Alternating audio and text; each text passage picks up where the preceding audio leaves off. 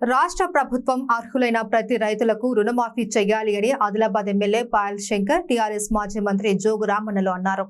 జిల్లా కేంద్రంలోని ఆంధ్ర బ్యాంక్ వద్ద ఎమ్మెల్యే పాయల్ శంకర్ రైతులతో మాట్లాడి సమస్యలను అడిగి తెలుసుకున్నారు. అలాగే మాజీ మంత్రి రామన్న మున్నూరు కాపు సంఘ భవనంలో రైతు నాయకులు రైతులతో రౌండ్ టేబుల్ సమావేశాన్ని ఏర్పాటు చేశారు. ఈ సందర్భంగా వారు మాట్లాడుతూ కాంగ్రెస్ పార్టీ ఎన్నికల్లో 2 లక్షల రూపాయల రుణమాఫీ చేస్తాము అని చెప్పి 3వ విడతలుగా కొంతమంది రైతులకు రుణమాఫీ చేశారని పేర్కొన్నారు. రుణమాఫీ కాని రైతులు కార్యాలయాల చుట్టూ ప్రదక్షిణలు చేస్తూ ఉన్నారని ఆవేదన వ్యక్తం చేశారు. రుణమాఫీ విషయమై అధికారులను రైతులు ఆరా తీస్తే పొంతనలేని సమాధానాలు ఇవ్వడంతో రైతులు ఆందోళన చెందుతూ ఉన్నారని పేర్కొన్నారు. వెంటనే రాష్ట్ర ప్రభుత్వం బేషరతుగా రైతులకు రుణమాఫీ చేయాలి అని, లేని పక్షంలో రాబోయే రోజుల్లో కాంగ్రెస్ పార్టీకి తగిన బుద్ధి చెప్తామని హెచ్చరించారు. ఈ కార్యక్రమంలో రైతులు, వివిధ రాజకీయ పార్టీల నాయకులు పాల్గొన్నారు.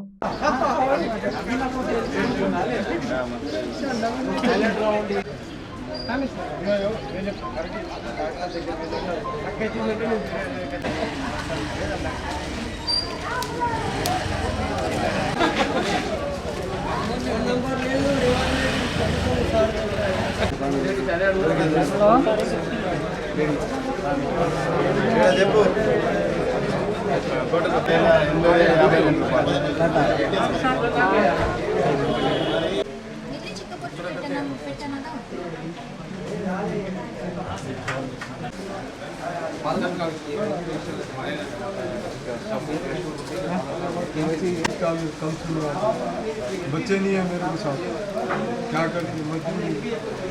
मोदी के पैसे चल जा रहे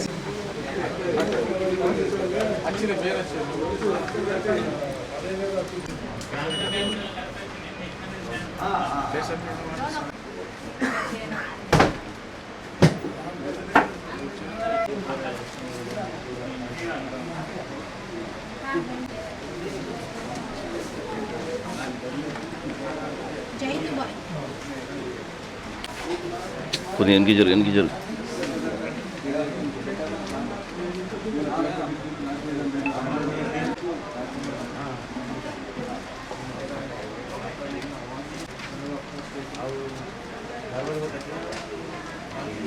अच्छा 2 महीने हो गए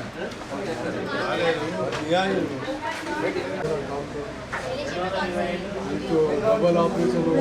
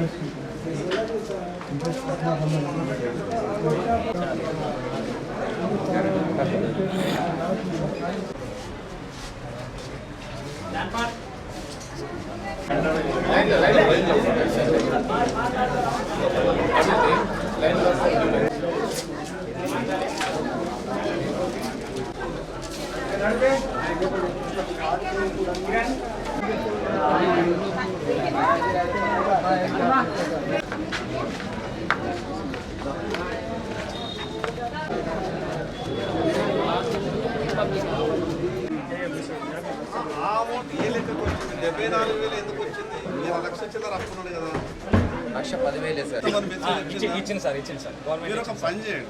మీరు ఇట్లా ఇతర ఇంత డబ్బు వాళ్ళందరికీ గవర్నమెంట్ ఇవ్వడానికి సిద్ధంగా ఉన్నదని మీరు ఓపెన్ స్టేట్మెంట్ ఇవ్వండి. ఇప్పుడు ఈ రైతులకు ఈ కన్ఫ్యూజన్ మనం దూరం చేయాలి.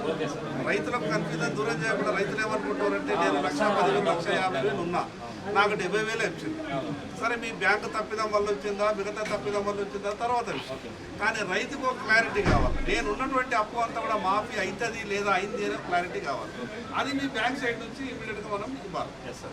లేకుంటే ఏమవుతుంది, ఈ రైతులంతా కూడా నాకు ఇంతే అయిపోయింది, నాకు మళ్ళీ కాదేమో, గందరగోళం, ఒక ఆందోళన రైతులు. తెలంగాణ రాష్ట్ర ప్రభుత్వం అమలు చేస్తున్నటువంటి రుణమాఫీలో చాలా గందరగోళాలు ఉన్నట్టు రైతులు ఆందోళన వ్యక్తం చేస్తున్నారు. ఈరోజు ఆదిలాబాద్ జిల్లాలో ఉన్నటువంటి అనేక మంది రైతులు మాకు 2 లక్షల రూపాయల లోపే రుణం ఉన్నది, 1,00,000 రూపాయల లోపు రుణం ఉన్నటువంటి రైతులు, అదేవిధంగా 50,000 రూపాయలు 60,000 రూపాయలు లోన్ ఉన్నటువంటి రైతులకు కూడా రుణమాఫీ జరగలేదని చాలామంది రైతులు ఆందోళన వ్యక్తం చేస్తున్నారు. ప్రభుత్వం ప్రతిష్టాత్మకంగా చేపట్టినటువంటి ఈ యొక్క రుణమాఫీ కార్యక్రమంలో అనేకమైనటువంటి లొసుగులు ఉన్నట్టు మాకు కూడా కొంత అనుమానం వస్తూ ఉన్నది. ఆదిలాబాదులో బ్యాంక్ ఆఫ్ మహారాష్ట్ర నుండి లోన్ తీసుకున్నటువంటి 1500 మంది రైతులకు కేవలం 280 మంది రైతులకు మాత్రమే ఇప్పటి వరకు లోను వాళ్లకు రుణమాఫీ జరిగిందంటూ బ్యాంక్ అధికారులు చెప్తా ఉన్నారు. మిగతా దాదాపు 1150 1200 మంది రైతులకు ₹1 కూడా వాళ్లకు రుణమాఫీ జరగలేదు. మొదలుగానైతే ప్రభుత్వం పెట్టినటువంటి నిబంధనలు రైతులకు పూర్తిగా అవగాహన వచ్చే విధంగా ప్రభుత్వం నుండి సమాధానం రావాలా.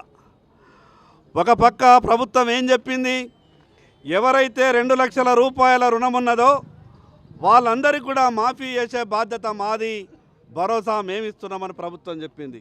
చాలా సంతోషం. కానీ మరోపక్క ఏం చెప్తున్నారు, ఉదాహరణకు 2,05,000 రూపాయలు ఒక రైతు బ్యాంకులో అప్పు ఉంటే రైతు మిగతా 5,000 కట్టుకున్న తర్వాతనే మేము 2 లక్షలు విడుదల చేస్తామని ప్రభుత్వం చెప్తున్నారు. మేము రైతులందరి తరపున ఈ ప్రభుత్వాన్ని డిమాండ్ చేస్తున్నాం, విజ్ఞప్తి చేస్తున్నాం. రైతు ఎన్ని లక్షలైనా అప్పు ఉండని మీరు ఇస్తామన్నటువంటి 2 లక్షల రూపాయలు వెంటనే రైతు ఖాతాలో విడుదల చేయండి.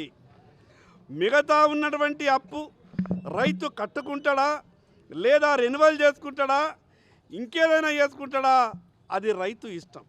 కానీ ప్రభుత్వం ఇస్తానన్నటువంటి 2 లక్షల రూపాయలను వెంటనే రైతు ఖాతాలోకి విడుదల చేయాలి.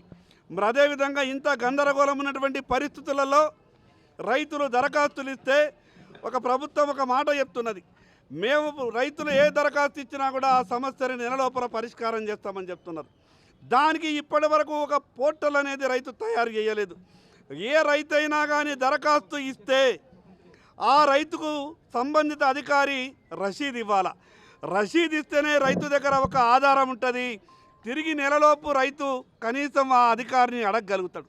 కానీ ఆ అధికారి రైతుకు ఎటువంటి రసీదు ఇవ్వకుండా కేవలం నువ్వు దరఖాస్తు ఇచ్చిపోవాలంటే రైతు దగ్గర ఎటువంటి ఆధారం ఉండదు.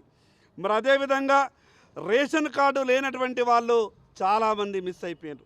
రేషన్ కార్డు ఎవరికైతే లేదో వాళ్ళందరినీ కూడా ఏ ప్రాతిపాదికన గుర్తిస్తారు? 2 అన్నదమ్ములకు రేషన్ కార్డు లేదు, ఆ 2 అన్నదమ్ములను కుటుంబంగా గుర్తిస్తారా లేదా వాళ్ళని వేరువేరు వాళ్ళగా కుటుంబంగా గుర్తిస్తారా? ప్రభుత్వం నుంచి స్పష్టంగా సమాధానం రావాలా. మరి అదేవిధంగా డేటా కూడా కొన్ని బ్యాంకులు ప్రభుత్వానికి తప్పుడు సమాచారం ఇచ్చిందని చెప్తా ఉన్నారు.